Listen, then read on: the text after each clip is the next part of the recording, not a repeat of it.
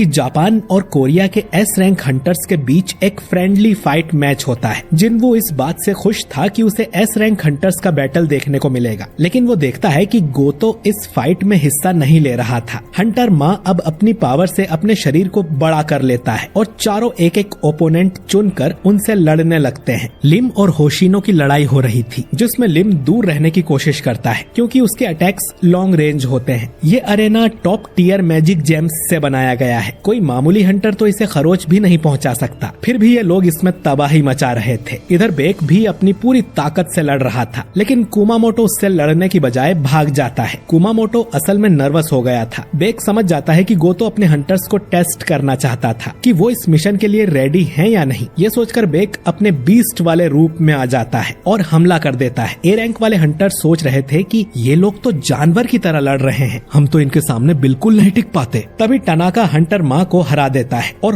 होशिनो भी लिम को हरा देता है। बेक कुमामोटो के पीछे पड़ा हुआ था। तभी होशिनो और टनाका दोनों उससे लड़ने आ जाते हैं। इधर चाहीन कानाए से लड़ रही थी। चाहीन के मूव्स उसे समझ ही नहीं आ रहे थे, इसीलिए चाहीन को पहले डांसर का टाइटल भी मिला हुआ था। चाहीन बड़ी आसानी से कानाए को हरा देती है और इसके बाद बेक की मदद करने जाने लगती है। कुमामोटो चाहीन पर पीछे से हमला करने की कोशिश करता है तो वो उसके मुंह पर पंजा मार देती है, जिससे कुमामोटो को गुस्सा आ जाता है। उसके साथी बोलते हैं कि अब पता नहीं वो क्या करेगा। कुमामोटो चाहीन पर बहुत जोरदार अटैक करने लगता है, लेकिन अचानक ही जिन्वू वहाँ आके चाहीन को बचा लेता है और कहता है कि ये एक फ्रेंडली मैच है और तुम पूरी जान लगा रहे हो। कुमामोटो जिन्वू पर ही अटैक कर देता है तो जिन्वू तुरंत ही उसे नीचे पटक देता है, जो देख उसके साथियों को यकीन नहीं होता और गोतो पूछता है कि क्या ये सच में जादूगर है। अब उसे खुद ही पता करना पड़ेगा। खैर, जिन्वू चाहीन से कहता है कि उसे हार मान लेनी चाहिए क्योंकि बेक भी हार गया है, तो अब उनकी टीम में कोई नहीं बचा। तभी हानेकावा यहाँ आकर कहती है कि गिल्ड मास्टर गोतो जिन्वू से फाइट करना चाहते हैं। जिन्वू मन में सोचता है कि डीमन कैसल में जो उसकी पावर अप हुई है उसे टेस्ट करने का ये अच्छा मौका है और वो गोतो से लड़ने के लिए मान जाता है, लेकिन उसकी एक शर्त थी कि गोतो को अपनी पूरी ताकत से लड़ना होगा। इधर न्यूज में जेजू आइलैंड मिशन के बारे में बताया जा रहा था, जिसे जुनही भी देखती है। वो अब एक नॉर्मल जॉब करती है और जुनही भी इस मिशन की सेंट्री टीम को ज्वाइन करने का डिसाइड कर लेती है। इधर गोतो और जिन्वू लड़ने के लिए तैयार थे। चाहीन सोचती है कि ए रैंक डंजन में उसने जिन्वू को लड़ते हुए देखा है, लेकिन क्या वो एस रैंक हंटर को हैंडल कर पाएगा। बेक पूछता है कि आज तो यहाँ हंटर्स भरे हुए हैं, तो चाहीन को बदबू नहीं आ रही, जिस पे चाहीन कहती है कि वो बदबू सहन कर लेगी, लेकिन लड़ाई के मैदान में वो रुमाल लेके तो नहीं जा सकती ना। अब वैसे तो इन्हें एक जादूगर और एक फाइटर की लड़ाई होने ही नहीं देनी चाहिए, लेकिन चाहीन की तरह वो लोग भी देखना चाहते हैं कि जिन्वू आखिर कितना स्ट्रॉन्ग है। और बेक को यकीन हो गया था कि जिन्वू अवेकन होने के बाद से ही पावरफुल होते जा रहा है। अब जिन्वू कहता है कि चलो शुरू करते हैं, लेकिन उसकी बात पूरी होने से पहले ही गोतो उस पे अटैक कर देता है, लेकिन जिन्वू इस अटैक से बच गया था। उसकी इतनी तेज स्पीड देखकर गोतो समझ जाता है कि ये जादूगर तो नहीं है। वो अब जिन्वू पर पावरफुल अटैक करने लगता है। ये बाकी हंटर्स से काफी स्ट्रॉन्ग था, लेकिन जिन्वू उसके अटैक्स को आराम से डॉज कर सकता है और मुस्कुराने लगता है, जो देख गोतो को बहुत गुस्सा आता है। बाकी लोग तो ये देखकर ही हैरान थे कि जिन्वू उन अटैक्स को डॉज कर पा रहा है। गोतो को अब जिन्वू पर बहुत गुस्सा आ गया था, इतना कि वो अब जिन्वू को सीधा जान से मारने का मन बना लेता है और पूरी ताकत से उस पर अटैक करता है, जिससे जिन्वू के गाल पर खरोच लग जाती है और वो गोतो का हाथ पकड़ लेता है। अगर वो उसकी कलाई पकड़ता तो लड़ाई यहीं खत्म हो जाती, और जिन्वू भी इतनी आसानी से मैच को खत्म नहीं करना चाहता। दोनों ही अब एक दूसरे से लड़ने के लिए बहुत सीरियस हो जाते हैं। अगर वो ऐसे ही लड़ते रहे तो आज किसी की मौत होना पक्का है। दोनों अब फुल पावर से हमला करने वाले थे, लेकिन तभी उनके बीच एक आइस की दीवार आ जाती है और जिन्वू और गोतो को बाकी हंटर पीछे से आकर पकड़ लेते हैं और कहते हैं कि ये लड़ाई यहीं पर खत्म करो, वरना किसी को ज्यादा चोट लग सकती है, और ये मैच यहीं पर एंड कर दिया जाता है। हंटर माँ जिन्वू की तारीफ करता है कि गोतो से लड़ने के बाद भी उसे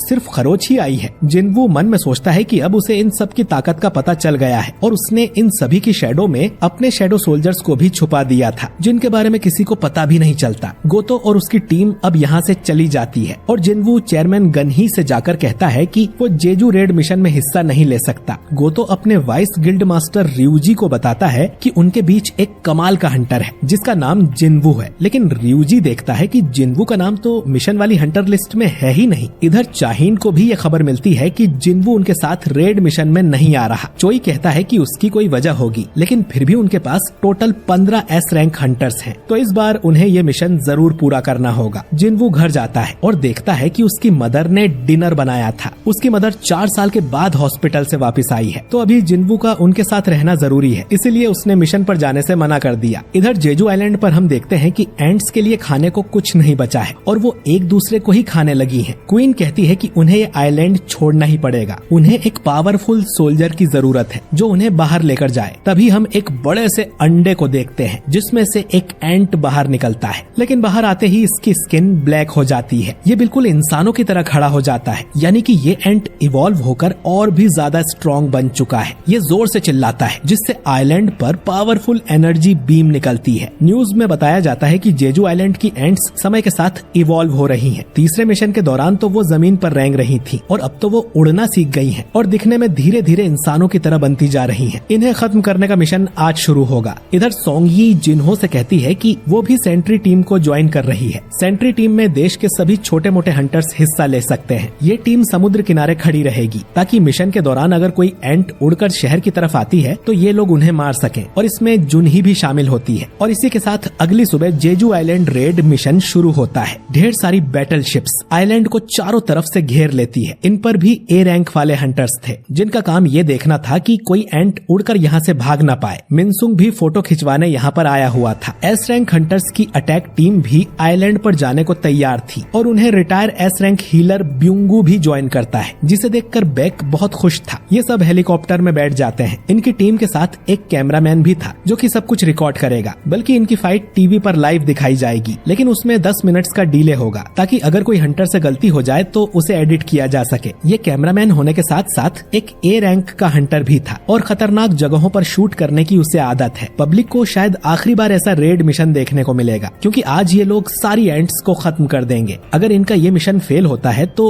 इनके देश का शायद नामो निशान ही मिट जाएगा। गोतो की टीम पहले ही आइलैंड पर पहुंच गई थी और ये सभी हंटर्स आइलैंड में अलग अलग जगह पर मौजूद थे और इसी के साथ रेड मिशन शुरू होता है। सबसे पहले गोतो की टीम अपनी मैजिक पावर रिलीज करती है, जिससे सारे एंट सोल्जर्स नेस्ट से बाहर आ जाते हैं। कुछ सोल्जर्स अटैक टीम के हेलीकॉप्टर की तरफ भी आ रहे थे, जिन्हें चोई अपनी फायर पावर से जला देता है, लेकिन ये एंट्स बहुत ज्यादा थी तो वो एक और फायर अटैक करता है और मन में सोचता है कि आखिरकार वो इस जगह वापस आ ही गया। इसके बाद ये लोग आइलैंड पर उतर जाते हैं। गोतो की टीम 1 घंटे तक एंट सोल्जर्स का ध्यान भटका के रख सकती है। इस टाइम के अंदर इन्हें नेस्ट में घुसकर एंट क्वीन को मारना होगा। इसके बाद आइलैंड पर इंटरफेरिंग रेडियो वेव्स भी छोड़ी जाती हैं, जिससे कि क्वीन सिग्नल भेजकर अपने सोल्जर्स को वापस ना बुला सके। गोतो की टीम एंट सोल्जर्स को मारने में लगे हुए थे और ऐसा लग रहा था कि क्वीन के मरने से पहले तो ये लोग सभी सोल्जर्स को ही निपटा देंगे। इनमें एक आइस पावर वाला हंटर भी था जो सोच रहा था कि अगर उसकी और चोई की लड़ाई हो जाए तो कौन जीतेगा। अटैक टीम नेस्ट के अंदर आ जाती है और बाहर जाने का रास्ता भी चोई ने अपनी फायर से बंद कर दिया था ताकि क्वीन भाग ना पाए, लेकिन नेस्ट के अंदर कई सारी टनल्स थी। पता नहीं क्वीन किस में होगी और इनके पास हर टनल चेक करने का टाइम नहीं है, तो चोई अपनी फायर बॉल्स को सभी टनल्स में भेजता है और जो टनल सबसे गहरी थी क्वीन जरूर उसी के अंदर होगी। इधर जिन्वू तो पार्क में अपनी डेली क्वेस्ट वाली कसरत कर रहा था और वो नोटिस करता है कि आज ज्यादा लोग नहीं दिख रहे, सभी टीवी पर रेड मिशन देख रहे होंगे। जिन्वू सोचता है कि मिशन पर सभी टॉप टियर हंटर्स गए हुए हैं तो वो जरूर मिशन को पूरा कर लेंगे, जिन्वू के बिना भी। इधर अटैक टीम टनल के अंदर जाती है लेकिन उन्हें क्वीन नहीं मिल रही थी। तभी एक जगह इन्हें ढेर सारे अंडे मिलते हैं। ये एग चैम्बर होगा जहाँ क्वीन अंडे देती है, लेकिन इनमें से एक अंडा बहुत ही ज्यादा बड़ा था और फूटा हुआ था। उसका साइज देखकर ये लोग डर जाते हैं, पर बेक कहता है कि हमारा मिशन क्वीन को मारना है तो फालतू की चीजों पर ध्यान मत दो। लेकिन इतने बड़े अंडे को देखकर वो भी डर गया था कि पता नहीं इसमें से क्या निकला होगा। इधर टनाका के शोल्डर पर चोट आ गई थी तो वो अकारी के पास उसे ठीक कराने आता है, क्योंकि वो एक एस रैंक हीलर है। अकारी मस्ती में कहने लगती है कि उसे इस काम के बदले में कुछ चाहिए, पर तभी हजारों एंट सोल्जर्स इनकी तरफ आने लगते हैं। तो टनाका कहता है कि मजाक बंद करो और जल्दी मुझे ठीक करो, लेकिन जैसे ही वो पलटता है तो देखता है कि किसी ने